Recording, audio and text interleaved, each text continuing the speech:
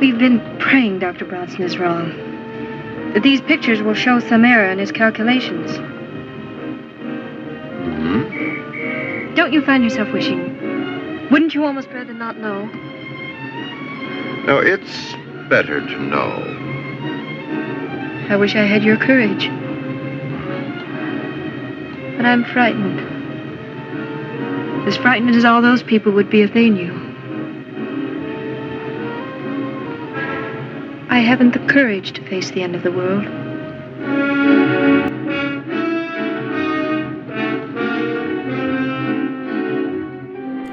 When Worlds Collide is a 1951 science fiction disaster movie that encapsulates a specific type of doomsday film that was a staple of the 1950s nuclear age.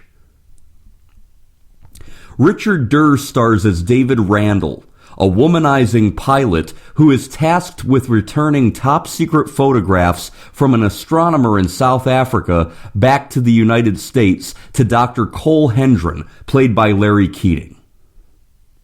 Hendren and his attractive daughter Joyce, played by Barbara Rush, inform Randall what they already know, that scientists have discovered a rogue star named Bellis and an Earth-sized planet named Zyra that are both on a collision course with the Earth.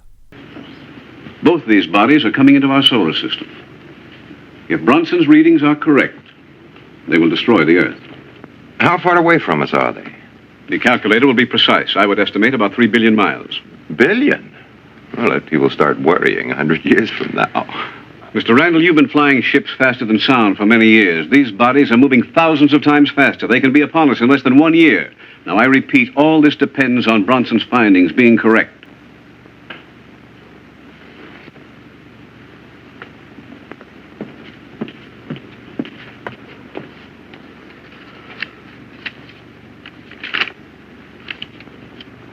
There is no error.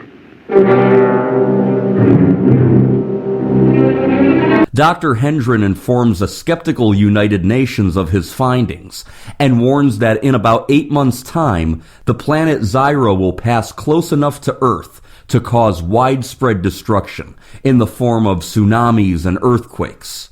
19 days later, Bellis will collide directly with the Earth, destroying Earth and everyone on it.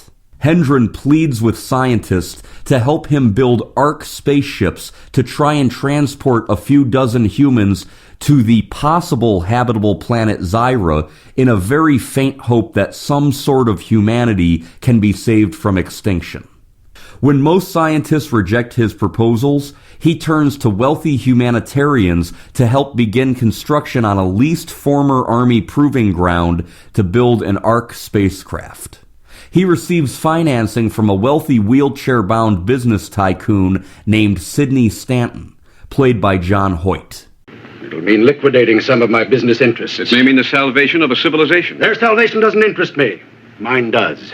I'm no humanitarian like your friends Marston and Spiro. I just don't relish dying. What are the chances of existence on this new planet? We don't know. We can only hope they're good. Millions for theories. The end of the world is no theory to us, Mr. Stanton. If I thought it was, I wouldn't be here. In the meantime, a love triangle begins between Randall, Joyce, and Joyce's boyfriend, medical doctor Tony Drake, played by Peter Hansen. Joyce, Yes? let's not put off getting married. There isn't any reason to wait now, is there? I promised Dad I'd wait.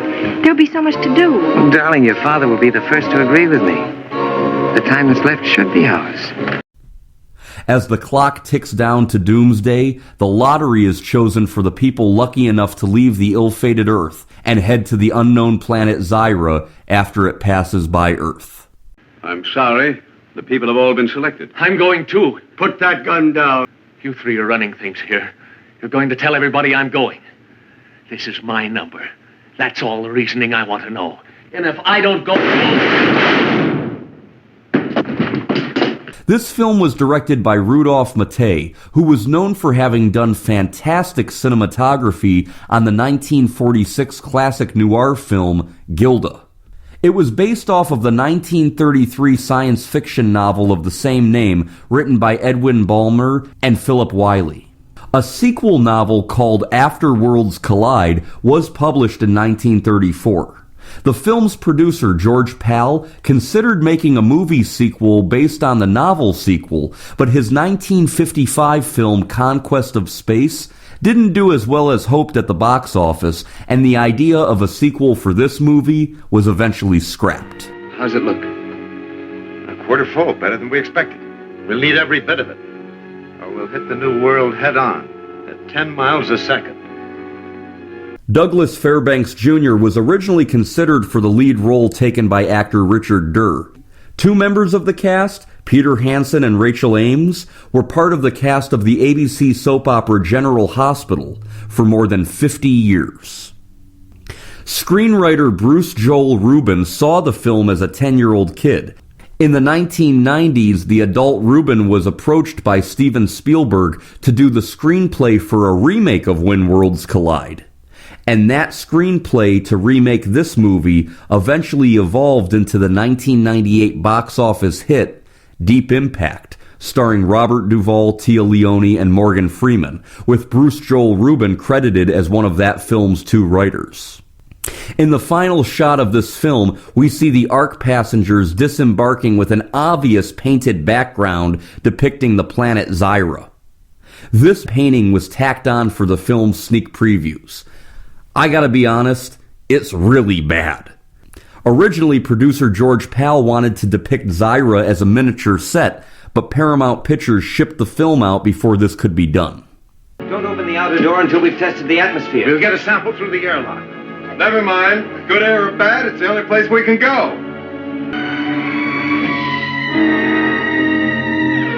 Best air I ever tasted. When Worlds Collide was released into theaters in November 1951 and grossed over $1.6 million at the box office. The first time I ever saw this movie was when I was about 11 years old or so, when I checked it out of a library. Yes, there was actually a time when people went to libraries and you could even check out movies. I remember it was in a black plastic clamshell VHS case. I found it to be a peculiar movie, and it's definitely a sign of that very early 1950s atomic age. Attention, everyone! Bella's growing larger, getting closer every hour. And with every hour, the time left to us gets shorter. So hurry! More welders are needed by number 3 construction crew. Please rush. If you're in the mood for science fiction from the 1950s in Technicolor, I recommend the quirky 1951 Doomsday film, When Worlds Collide.